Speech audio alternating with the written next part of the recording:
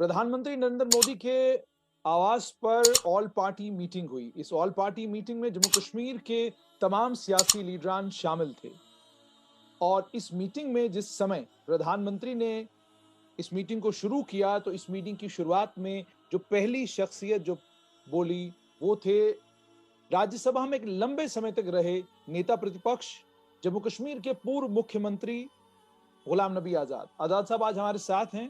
Television चैनलों पर इनके बहुत सारे इंटरव्यूज हो चुके हैं, बहुत सारी बातें हम सुन चुके हैं। कोशिश करेंगे कि उनसे कुछ अलग और उनसे कुछ हटके आज आजाद साहब से पूछा जाए। बहुत बहुत शुक्रिया आजाद साहब वक्त देने के लिए।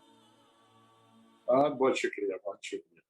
आजाद ये साहब सबसे पहले मैं आपसे ये समझना चाहूंगा, क्या माने कि ये जो मीटिंग ऑल पार्टी मीटिंग हुई है, इस मीटिंग का असल मकसद ये था कि जम्मू कश्मीर में इंतखाबात जो है डिलिमिटेशन के बाद कराना तय है, तो आप तमाम लोगों से सहमति बनाई जा रही थी कि क्या आप इलेक्शनों के लिए तैयार हैं, या वाकई आपके दिलों की और आपके दिमाग के अंदर जो कुछ था उसको सुनने के लिए इस मीटिंग को बुलाया गया था? मेरे ख्याल में दोनों हो सकता है, दोनों चीजें हो सकती। लेकिन मैंने आज सुबह भी एक टेलीविजन चैनल में बताया कि उन्होंने पूछा कि भाई अचानक क्यों मीटिंग बुलाई। मैंने कहा शायद अचानक इसलिए मीटिंग बुलाई गई थी क्योंकि अचानक 370 और स्टेट तोड़ दी गई थी, तो कोई अचानक से लेना देना है इसका। तो जैसे किसी को खबर नहीं थी उस वक्त, तो ये भी खबर नहीं थी। बहरहाल देर आयद दुरुस्त आयद, अच्छा किया, अच्छे वातावरण में हुई, अच्छे माहौल में हुई, और मेरे ख्याल में खुले दिल से, खुले दिमाग से सरकार ने भी सुना इसको, और जो लीडर्स थे, खास तौर से हमारे जो रीजनल पार्टीज के लीडर्स थे, नेशनल कॉन्फ्रेंस, पीडीपी, अपनी पार्टी दूसरी, और सीपीआई, तो खुले दिल से बातचीत हुई। वरना कभी डर होता है, खौफ होता है,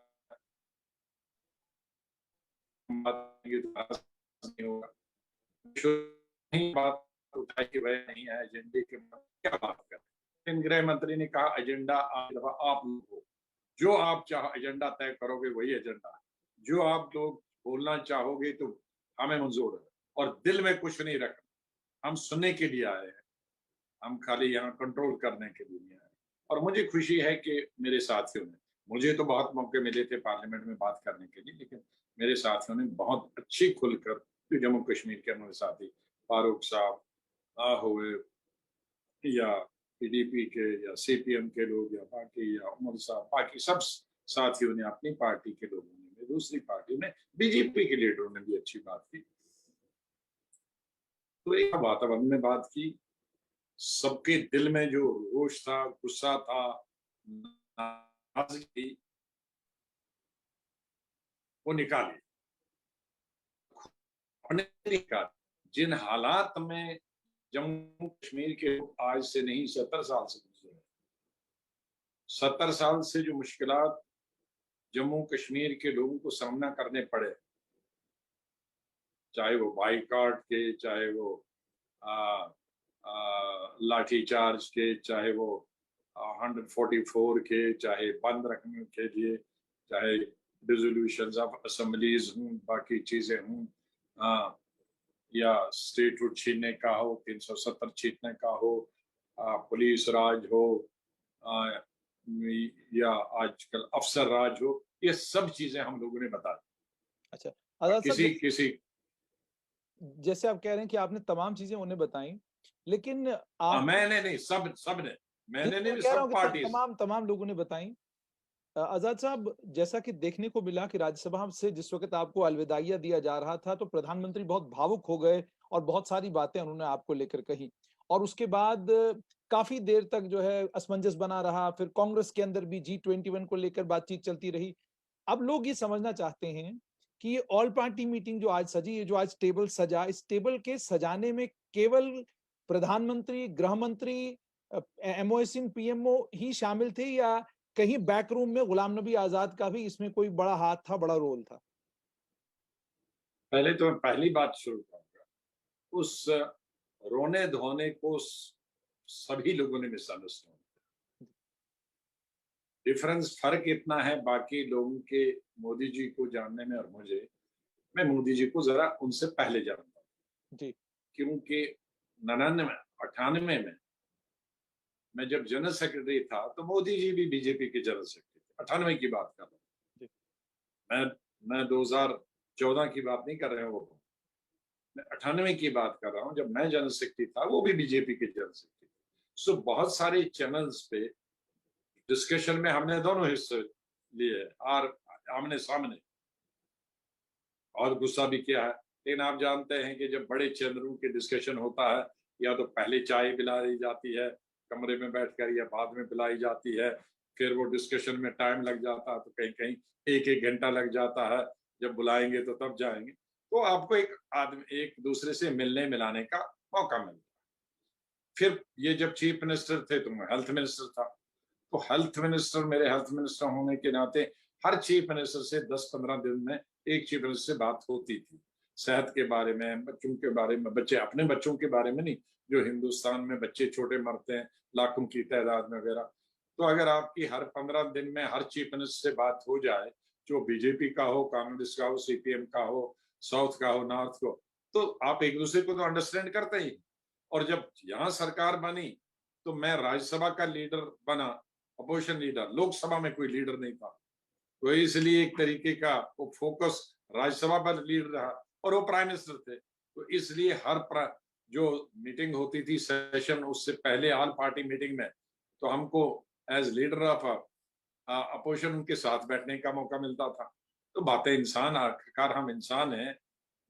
वो उस अपने पद में है, मैं अपने पद में हूँ, वो अपनी पार्टी की रक्षा करते हैं, हम अपनी पार्टी की रक्षा करते हैं, जब पार्टी की बात आए तो। लेकिन आप जानते हैं एक दूसरे, जी, तो इसी का जिक्र प्राइम मिनिस्टर उस दिन कर रहे थे कि भाई मैंने गुलाम नबी आजाद को देखा कि जब चीफ मिनिस्टर ये थे और गुजरात की बस पर ग्रेनेड मरा और वो लोग मरे, तो मैंने जब फोन किया था तो गुलाम नबी आजाद रो रहे थे बिल्कुल ये बात कही हूँ। जैसे। जी, और वो जाहिर है, इतने मेरे पास लाशें थी, लाशें और बच्चे मेरे टांगे पकड़कर रो रहे थे, हमारे पापा दे दो, हमारी मम्मी दे दो। तो फिर मोदी जी को वो दृश्य नजर आते हुए कि देखो, गुजरात मैं रो नहीं रहा था, वो रो रहा था, मरे गुजराती। तो वो एक था, बहुत वो हमें इसलिए हुआ। और जब मैं हुआ तो मैं भी उस दृश्य को, उस इंसिडेंट को नरेट करना चाहता था। मेरे भी सामने लगा जैसे मेरी टांगों में बच्चे कह रहे मेरा पापा दे दो, मेरा मम। और हकीकत यह है, जब मैं उनको अलविदा करने गया था तो मैं फूट फूट के ये रो रहा था श्रीनगर एयरपोर्ट पे। तो वो मेरे ख्याल में एक घटना थी, एक वाक़ा था, जिसको देखकर वो भी रो रहे थे, जिसको देखकर मैं भी रो रहा था। ऐसा नहीं था कि वो मेरी जुदाई में और मैं उनकी जुदाई में रो रहे थे। लेकिन हमारे लेकिन हमारे लेकिन लोगों ने उसको बहुत गलत इंटर। लेकिन आज़ाद साहब, लेकिन यह है कि मेरा सवाल सिर्फ ये था कि लेकिन मुझे मुझे ये बताएं कि इस मीटिंग में, इस टेबल को सजाने में लेकिन गुलाम नबी आजाद का ये कोई। हकीकत है कि ये हकीकत है कि मैं 7 साल में पहली दफा पिछले साल, या कोई सवा साल हुआ, प्राइम मिनिस्टर से मिला था, और जम्मू कश्मीर के बारे में मैंने कहा कि आज मैं कोई कांग्रेस पार्टी की बात नहीं करूंगा। फोन पे ही मैंने बताया था, मैं देश के बारे में कोई आज बात नहीं करूंगा, वो मैं बहुत पार्लियामेंट में करता हूँ, उस वक्त मैं अभी लीडर पोजिशन ही था। हम्म, मैं सिर्फ 1-1.5 घंटा जम्मू कश्मीर के बारे में बात करने आया हूँ। और वाकई उस दिन कोई सवा घंटा उन्होंने दिया, और सिर्फ जम्मू कश्मीर में उनकी जो समझ थी जम्मू कश्मीर के बारे में, मेरी जो जम्मू कश्मीर के बारे में समझ थी, वो खुल के हमने बात की। लेकिन यकीन से कहता हूँ कि आज की मीटिंग मेरे लिए भी एक अचंबा थी, और अचानक थी, मेरा इसमें कोई रोल नहीं। आजाद साहब, एक और चीज भी थी कि तमाम लोगों को वहां पर पूर्व मुख्यमंत्री के तौर पर 4 लोगों को बुलाया गया था, पूर्व उप मुख्यमंत्री के तौर पर 4 और लोगों को बुलाया गया था, और बाकी लोगों को प्रदेश अध्यक्ष के तौर पर बुलाया गया था। जिस समय आपने इनविटेशन बांटे तो आपने ये सब कहा, लेकिन जब आप अंदर पहुंचे, वहां आपको ये पता चलता है कि पार्टी की तरफ से केवल एक व्यक्ति बोलेगा, तो वो समझ में आ गया कि आपको यहाँ पर पार्टी का नुमाइंदा ट्रीट किया जा रहा है, पूर्व मुख्यमंत्री नहीं ट्रीट नहीं नहीं, नहीं ना किया जा ना रहा। ये ना थोड़ा ना समझना चाहेंगे ना ये। ना ना ना। और उन्होंने ये बिल्कुल नहीं कहा कि पार्टी का एक ही आदमी बोलेगा। उन्होंने सीधे लाइन में थे। सबसे पहले उमर साहब थे, उसके साथ मैं, ये फारूक साहब थे, उसके साथ मैं था। पहला फारूक साहब का नंबर बुलाया, मेरा नहीं था। हम्म। तो फारूक साहब ने कहा मैं सुनना चाहता हूँ। तो उसके बाद दूसरे नंबर पे था, तो मैंने बोल दिया। तो फिर ऐसे लाइन से बुला रहे। लेकिन तो फिर उम्र बहुत ज्यादा नहीं, शायद उसमें क्या हुआ कि चूंकि सरकार ने भी छूट दी थी बोलने की, तो उस छूट का सभी पॉलिटिकल पार्टीज ने फायदा उठाया। तो 4 घंटे, 4 बज गए, 4 घंटे लग गए। तो फिर उस स्टेज पे उन्होंने रियलाइज किया कि भाई पार्टी का अब जो हर पार्टी का व्यू पॉइंट तो आ ही गया है, अब दोबारा दोबारा इसको बुलाने की जरूरत है। तो आजाद ये साहब, उस स्टेज पे आजाद साहब, क्या आप ये बात मानेंगे कि rules of engagement have change? एक टाइम यही दरबार होता था, यही टेबल होता था, यही सजता था, अलगाववादी नेताओं को आमंत्रण दिया जाता था कि आप आइए बातचीत कीजिए। आज जिन लोगों को बातचीत करने के लिए बुलाया गया है वो सभी लोग हैं जिनके प्रत्याशियों ने डीडीसी के चुनाव जीते हैं, या जो पीछे इतिहास में जम्मू कश्मीर में सत्ता में रहे हैं, या जिन लोगों का एक अपना इतिहास है, एक अपना नाम है, एक अपनी पोजीशन है जम्मू कश्मीर को लेकर। क्या ये बात आप मानेंगे कि इस बार पहली बार वो हुआ है जो आप लोग भी अपने कार्यकाल में कहा करते थे कि आइए ठीक है आपसे बातचीत होगी, पहले ये बताइए चुनाव लड़ा है आपने कि नहीं, वोट आपके पास है कि नहीं? क्या रूल्स ऑफ एंगेजमेंट इन 4 सालों में चेंज हुए और क्या ये सही है? डिस्कस। देखो, हर हर वक्त रूल्स चेंज होते हैं, गेम के रूल्स तो चेंज होते रहते हैं। और इसी तरह से एक अलग हालात में हम इलेक्शन इस वक्त है। एक वक्त हम हिंदुस्तान की सबसे और दुनिया की सबसे फेमस स्टेट की पहचान थे, जम्मू कश्मीर। मैं अभी भी कहता हूं कि जम्मू कश्मीर दुनिया में पहली स्टेट है जिसको हर दुनिया का हेड ऑफ स्टेट और हेड ऑफ गवर्नमेंट जानता है, चाहे वो उनके अपने स्टेट याद हो या ना हो, अपनी कंट्रीज के। जी। अब अमेरिका में 50 के स्टेट है, शायद अमेरिकन प्रेसिडेंट को 50 स्टेट याद आए या ना आए, लेकिन जम्मू कश्मीर जरूर मालूम होगा। ठीक। तो इस तरह से उस स्टेट को आज हमें स्टेटहुड मांगने पर हम तो पावर स्टेट और एक्स्ट्रा पावर की बात करती थी। हमने कम से कम मेन स्ट्रीम पार्टीज है, उन्होंने तो कभी पाकिस्तान की बात नहीं की, उन्होंने कभी अलग सेपरेट इंडिपेंडेंस की बात नहीं की। हाँ, पावर्स की बात करते थे, भाई पहाड़ी स्टेट है, प्रॉब्लम्स है, बॉर्डर स्टेट है, यहाँ आने में दिक्कत होती थी पावर। तो वो जो पावर्स, जिसमें एक वक्त में प्राइम मिनिस्टर था, जिसमें एक वक्त में राष्ट्रपति था, तो आज लेफ्टिनेंट गवर्नर से सरकार चलाई जा रही है।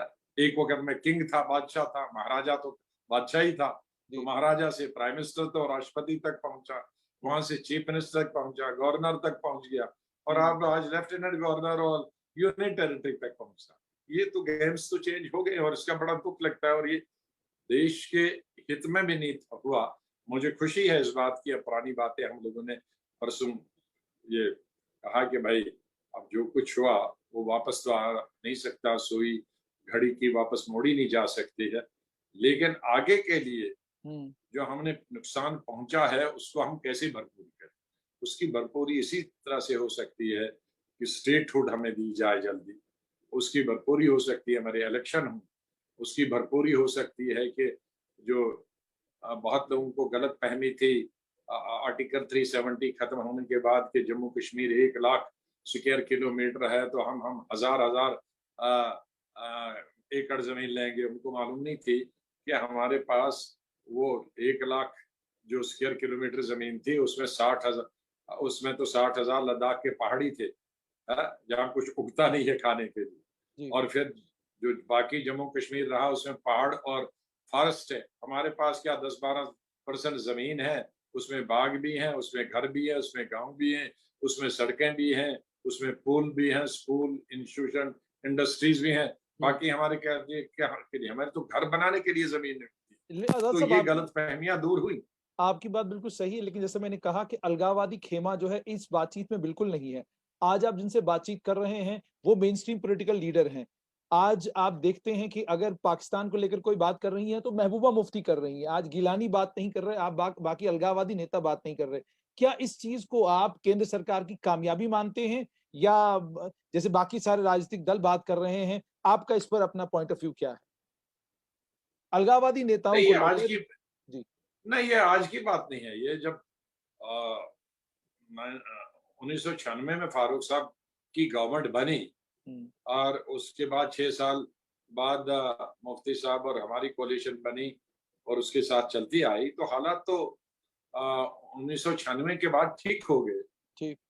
अब ये जो छुटपुट चीजें चलती हैं, ये हम्म। तो 47 से चलती आई हैं, चलती रहेंगी। इतना बड़ा देश है, बाकी यहाँ इस नाम पर होता है, कई जगह दूसरी चीजों पर होता है। जैसे पंजाब में देखिए, वहाँ किसानों के नाम पर होता है, बाकी कई राज्यों में नक्सलाइट के नाम पे होता है। तो इतना बड़ा देश है, उसमें तो अलग अलग चीजें होती हैं, लेकिन रियल आतंकवाद जिसको हम कहते थे, वो आतंकवाद 90 से और 95 और 96 तक था।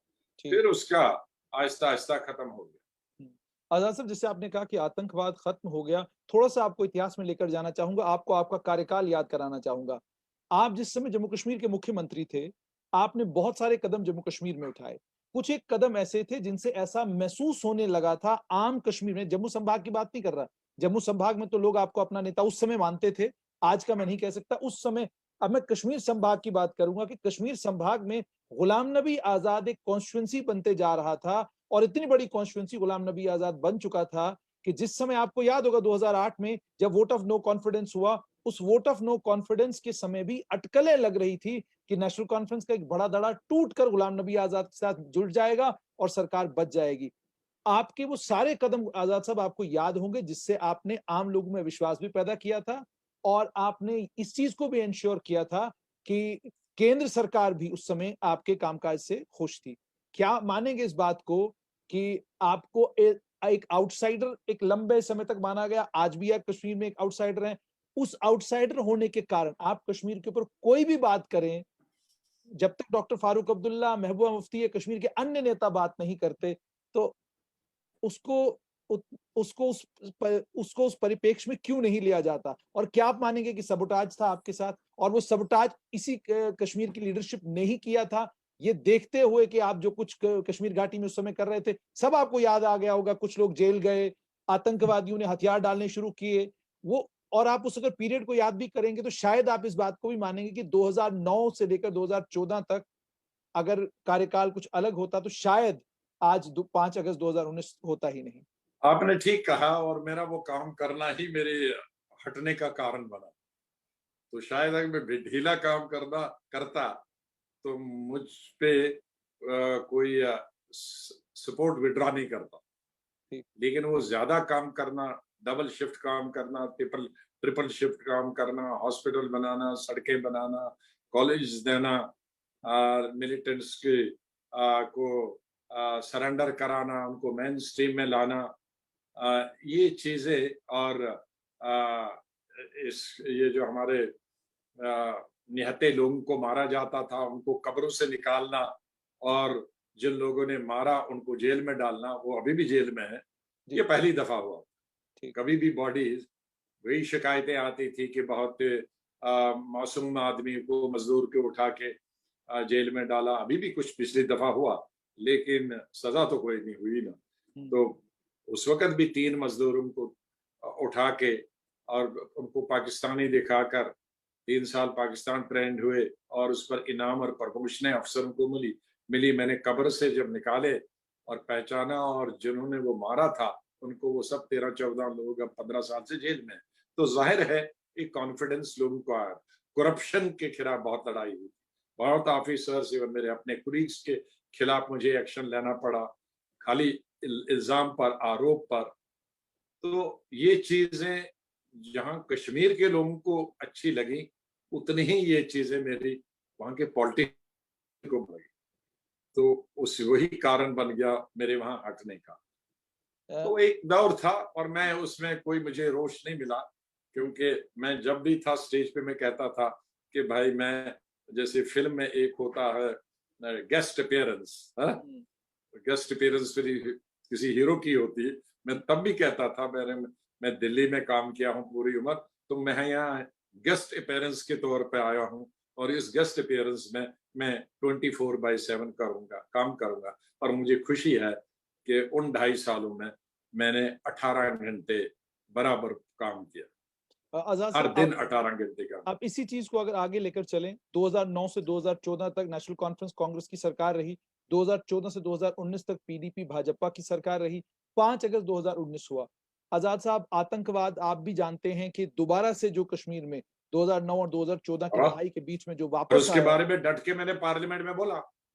आजाद साहब, मैं आपसे इस समय ये समझना चाहूंगा कि 5 अगस्त 2019 इतिहास हो चुका है। क्या दफा 370 को लेकर कांग्रेस ने भी अब सोचना बंद कर दिया है कि ठीक है, हम भी इतिहास में जो कुछ करते गए, 1975 तक जो बदलाव हमने संविधान में लाए, घड़ी की सुइयां इंदिरा जी ने कहा वापस नहीं आएंगी, नहीं आई, तो अब 370 पर कांग्रेस क्या कहती है? घड़ी की सुइयां वापस आएंगी, या आप भी अब कहते हैं close this chapter, let the supreme court decide, let us move ahead? देखिए, हम लोगों ने, मेरी पार्टी का मानना है कि जो कानून भी है, जब भी सुप्रीम कोर्ट में कोई फैसला जाता है तो हम पब्लिक में इस पर चर्चा नहीं करते।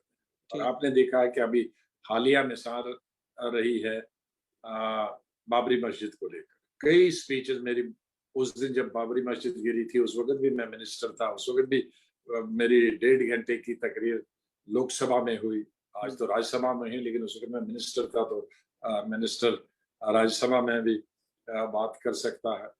तो उस वक्त भी मैंने पार्टी की तरफ से ही बोला था। 1991 की बात, 92 की बात कर रहा हूँ, जब बाबरी मस्जिद गिराई गई थी।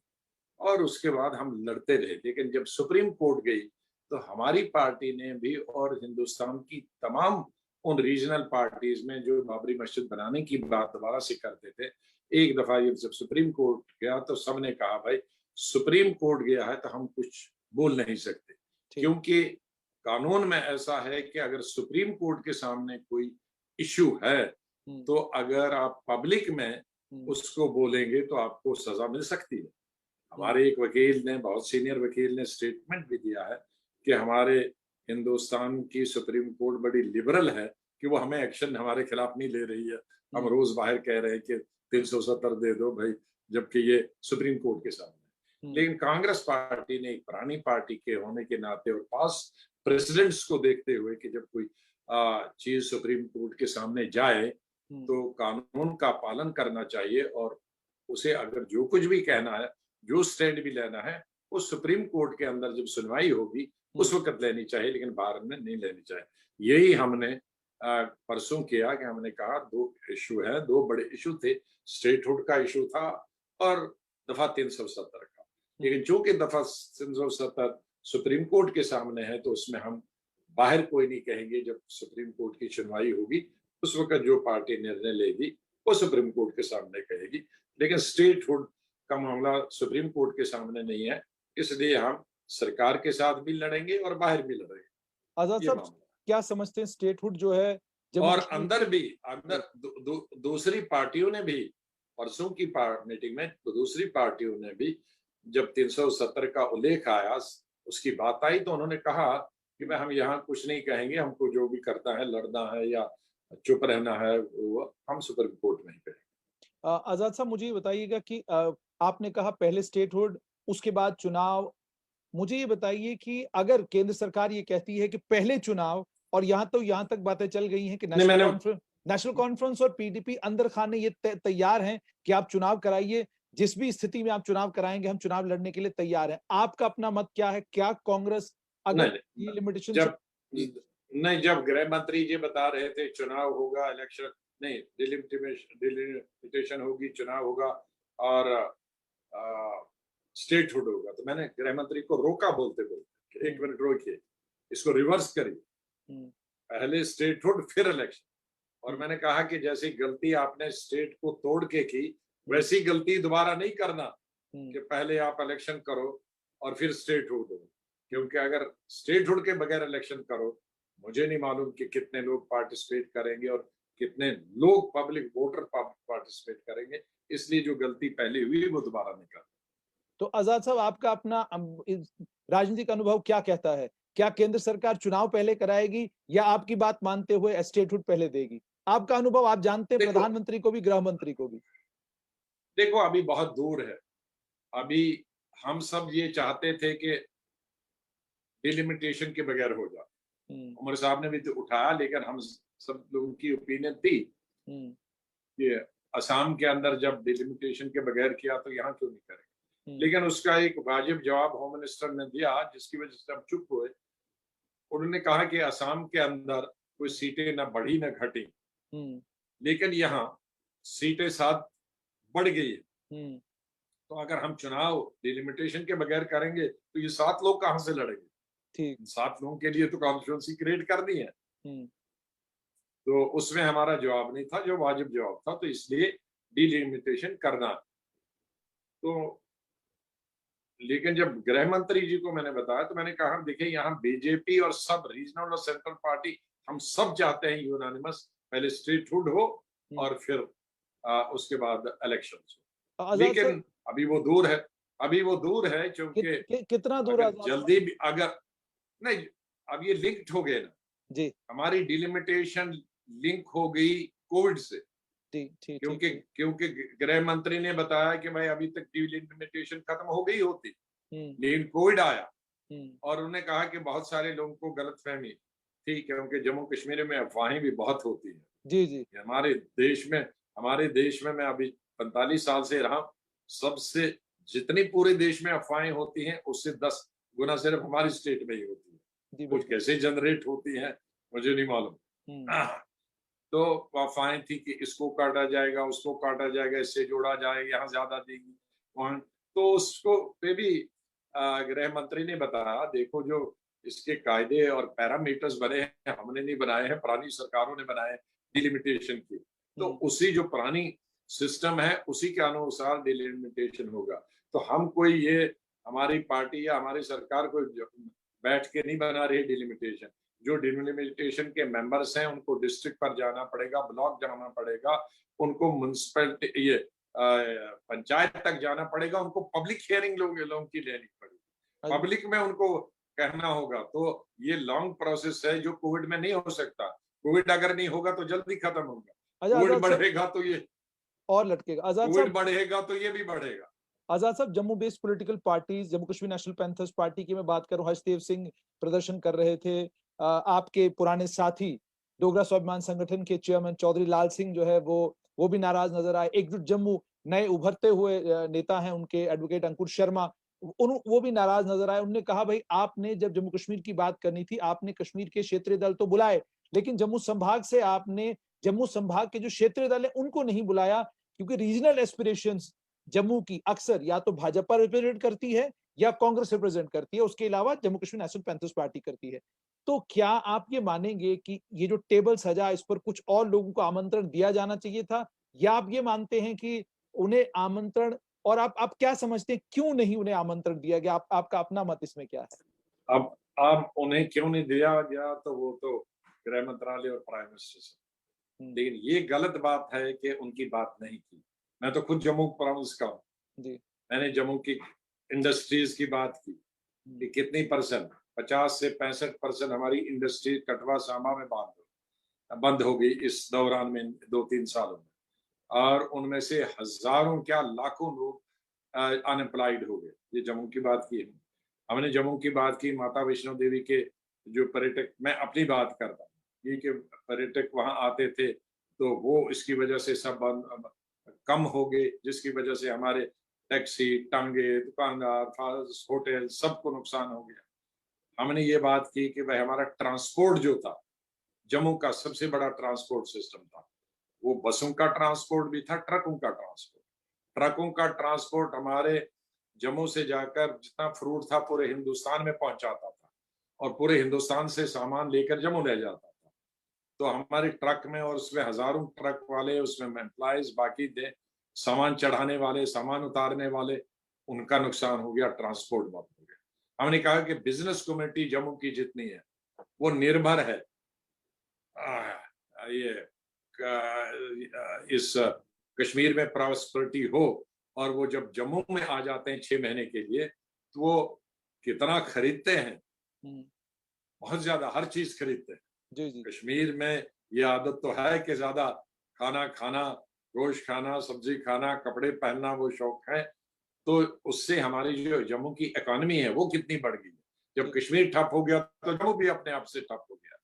तो जम्मू की ऐसा नहीं है कि कश्मीर की चाहे संख्या ज्यादा हो, लेकिन पहले से ही हमने जो जम्मू की हमने, और पार्लियामेंट के अंदर भी मैंने जितने भाषण किए हैं 7 साल में या पूरे 40 साल में जम्मू की और कश्मीर को और लद्दाख को बराबर उनकी जो समस्याएं हैं, प्रॉब्लम्स हैं, उनको रखा है। ये ज़रूरी नहीं है कि एक रिलीजन का आदमी होगा तो वही करेगा। हुँ, हम उसमें विश्वास नहीं करते हैं। हुँ, हम कहते हैं जिसकी भी जो ज़रूरत है, वो जम्मू वाला हो, कश्मीर वाला हो, वो हिंदू हो, मुसलमान हो, वो सिख ईसाई हो, वो शहर वाला हो, देहात वाला हो, हर किस्म की जो प्रॉब्लम्स है, एम्प्लॉयड हो, अनएम्प्लॉयड हो, सर्विस वाला हो, उसकी जब-जब भी प्रॉब्लम आई है, तो हम लोगों ने उसमें जम्मू और कश्मीर और हिंदू और मुसलमान के नाम पे नहीं किया।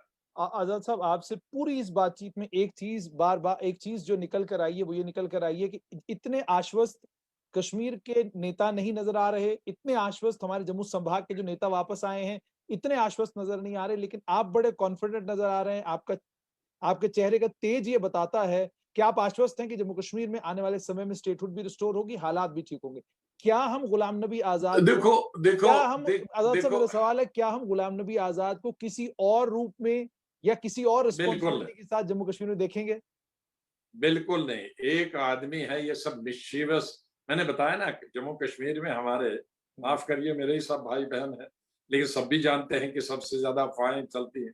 बिल्कुल। तो एक एक परसों से ही हुँ, वो कोई आदमी है मिस्चीवियस आदमी, हुँ, वो किसी से बात नहीं कर रहा। वो हुँ, कहता है खुद ही, "पारमो साहब, हुँ। बुज़ु यू ahmed गोड़ियथी टेलर मेड बनाओ।" हाँ? अच्छा। हाँ? स्कीम। हुँ, और ये मैं उर्दू में कहूँ कि हाँ, हुँ, वो लेकिन है कश्मीरी में। हुँ, वो if as if he is talking to some Parmo साहब। हुँ, पारमो साहब, आप सुन रहे हैं, हुँ, हाँ? कि ये पहले सब मीटिंग तय हुई है, टेलर मेड, हुँ, इसमें कुछ नहीं है। गुलाम नबी आज़ाद चीफ मिनिस्टर बनने वाले हैं। वो नई पार्टी बनाएँगे। हुँ, सब पार्टियाँ उसमें मदगम होंगी। वो सीएम होंगे, वो बीजेपी उनको चाहती है चीफ मिनिस्टर बनाना, हुँ, और डिप्टी बीजेपी को होगा। हुँ, तो मैंने उसका मालूम कराया किसी की मिशीफ है ताकि हम लड़ें पहले ही, हुँ, हैं? जैसे आज यूनाइटेडली हम लड़ रहे थे तो हम सब चीफ मिनिस्टरों के लिए लड़े, लेकिन मैं चीफ मिनिस्टर में लड़ाई के लिए हूँ नहीं, मैंने तो छोड़ दी। आपने शुरू में ही कहा कि हुँ, वो कुछ लोग थे मेरे पास तैयार जो टूट के आने वाले थे, और मैंने अपनी स्पीच में कहा कि हुँ, यहाँ मेरे कुछ साथी हैं हुँ, जिनके मुंह की तरफ मैं देख रहा हूँ कि हुँ, मेरे साथ हैं, हुँ, हैं? लेकिन मैं उस तरह से सरकार नहीं बनाना चाहता हूँ। तो जी। मैं कोई मेरी इंटरेस्ट नहीं। और मैंने उस वीडियो को मालूम कराया, तो हुँ, वो अगला वाला कोई नहीं था, हुँ, क्योंकि 5 मिनट वो बात कर रहा, अगला वाला हूँ, हाँ तो करता, तो हुँ, उसका मतलब वो अगला वाला वो पारमो जी कोई नहीं था। हुँ, वो खुद ही एक फेक उसने बनाया और कन्फ्यूजन करने के लिए। जी। तो इस तरह के लोग हैं हमारे कश्मीर में, हुँ, जम्मू कश्मीर में, जो लड़ाएँगे, मुझको लड़ाएँगे एनसी के साथ, एनसी को लड़ाएँगे पीडीके के साथ, बीजेपी को लड़ाएँगे, जम्मू लोगों को कश्मीर के साथ, कश्मीर वालों को जम्मू के साथ, हिंदू को मुसलमान के साथ। तो हुँ, मैं आपके इस चैनल के द्वारा, मैंने अभी आज तक किसी को नहीं कहा, आपके चैनल के द्वारा कहूँगा कि हुँ, आने वाली इन अफ़वाहों से दूर रहें। मुझे नहीं लगता है कि इस वक़्त कोई भी लीडर जम्मू कश्मीर का है, वो हिंदू हो, मुस्लिम हो, रीजनल पार्टी हो, नेशनल पार्टी, हुँ, सब दिल से कोई अपने लिए नहीं माँग रहा है। हुँ, सब दिल से माँग रहे हैं कि वाक़ई इन 2-3 सालों में, और विशेष रूप से ये 1.5 साल में हुँ, बहुत खराबी हुई है। ठीक। बहुत खराबी, ये खाली सड़क बनाना और बिजली का प्रोजेक्ट नहीं होता। हुँ, एक दिल आदमी खुश होना चाहिए। जी। उसे डर है फौज का, उसे डर है पुलिस का, उसे डर है कि मैं अगर खुल के बात करूँगा जेल में चली जाऊँगा। हुँ, तो वो आज़ादी बोलने की, कहने की, सरकार के साथ, वो जम्मू कश्मीर की सरकार हो या केंद्र की सरकार हो, हुँ, उसके खिलाफ बोलने की आज़ादी होनी चाहिए, अपनी माँग की आज़ादी होनी चाहिए। मेरे ख्याल में हम इस वक़्त सब नेक नियति से, मैं तो अपनी की बात करता हूँ, और हुँ। उसमें आप कह रहे हैं कि आप ज़्यादा लगता है कॉन्फिडेंट कि नज़र आ आप रहे हैं आपके आपके कॉन्फिडेंट लगते हैं, हुँ, लेकिन कॉन्फिडेंस तो रखना पड़ेगा। हुँ, देखो, जो भी मौजूदा सरकार है उससे आप लड़ाई करके कुछ नहीं निकल सकते। ठीक। लड़ाई करी हमने, हुँ, क्या निकला उससे? मैंने पार्लियामेंट के अंदर लड़ता रहा 2 साल से। हुँ, मेरे साथी कश्मीर के अंदर लड़ते जेल में गए, बंद रहे। हुँ, अब गृह मंत्री जी ने खुद बताया 16,000 के लोग जेल में थे, छोड़ दिए उन्होंने। तो क्या निकला? कुछ नहीं निकला। तो वक़्त-ए हुकूमत जो है, हुँ, वक़्त-ए हुकूमत से अपना काम निकालना। ठीक। ऐसा मैं तो नहीं कहूंगा कि मेरी हुकूमत काली आने वाली है। अगर ऐसी होती तो मैं कहता इंतजार करो कांग्रेस की, वो भी दिखता नहीं है, या कोई एनसी की यहाँ दिल में हुकूमत। तो जो हुकूमत है उनसे मिलके ही, उनसे समझा के ही कि आप गलती कहाँ कर रहे हैं, ठीक रास्ता कौन है, देश के लिए कौन सा रास्ता है, जम्मू कश्मीर के लोगों के लिए कौन सा रास्ता है, मिलके निकाले। और अगर हमको पहले ही दिन कहेंगे हमको तुम पर कॉन्फिडेंस नहीं है, वो कहेंगे नहीं है तो बैठो, तुम जहां बैठे हो हम जहां बैठे हैं, तो हम हुकूमत कर ही रहे हैं। अब हमको बंद करके, या हमको हमारी स्टेट तोड़ के, या हमारी यूटी बना के, वो तो हुकूमत कर रहे हैं ना, उनको सेहत पे क्या असर पड़ा? कुछ नहीं। तो इसलिए सेहत पे तो हमारी असर पड़ा ना, हमारी का जब मैं कहता हूँ गुलाम नबी आजाद की नहीं, हमारे मजदूर पर, हमारे किसान पर, हमारे जो बच्चे यूनिवर्सिटी से डिग्रियां कर करके निकले, एमए बीए, लड़के लड़की कोई जमीन बेचकर अच्छे मीडियम स्कूल में पढ़ाते हैं, और वो क्या है? आजाद साहब, ये सारी बातें आपकी सुनने का अंत में सिर्फ आपसे एक चीज जानना चाहूंगा कि जम्मू कश्मीर को लेकर आजाद साहब का बयान आता है, बीच में आप आए भी, आपने लोगों से यहाँ पर बातचीत भी की, लेकिन उसके बाद लंबे समय से आप जम्मू कश्मीर नहीं आ रहे। क्या इसकी कोई राजनीतिक वजह है, या अब नहीं, आपने इससे इसकी नहीं लंबे इससे जम्मू कश्मीर में मैं हिंदुस्तान में कह ही गया ही नहीं है 2 साल से, जी पूरे देश में। जबकि मैं एक 8-9 स्टेटें एक महीने में घूमता था, जी तो जब से कोविड आया है तो पूरी कंट्री में ही नहीं गया। मैं अभी कुछ दिन पहले, 2.25 महीनों के बाद घर से निकला, दरवाजे के बाहर। तो तब ये 2 साल से यही, जैसे आज बात हो रही है ऐसे ही हो रही है, मैं कहीं नहीं गया। तो जम्मू कश्मीर, इसका मतलब जम्मू कश्मीर भी अभी आपका जल्द आना नहीं होगा, ये आ रहे हैं आप?